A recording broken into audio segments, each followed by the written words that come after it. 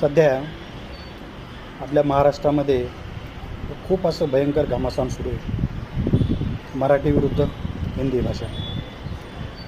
एक गोष्ट कळत नाही, महाराष्ट्रासमोर बेरोजगारीचे एवढे मोठे प्रश्न असताना मराठी वर्सेस हिंदी करण्याचं काही कारणच नाही.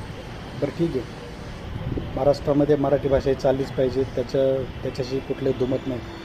मात्र मराठी माणसं ते ज्यावेळेस बाजारामध्ये जातात त्यावेळेस आपसुकच त्यांच्या तोंडामधून काही शब्द निघतात की भैया ये सब्जी कितने को दी, आलू कितने को दिया. ज्या पद्धतीनं आपण आपल्या मराठीची चव अशा पद्धतीने घालतो ना, त्यामुळे आपल्याला कुठल्याही पद्धतीचा नैतिक अधिकार हा भाषेवरून वाद करण्याचा राहत नाही.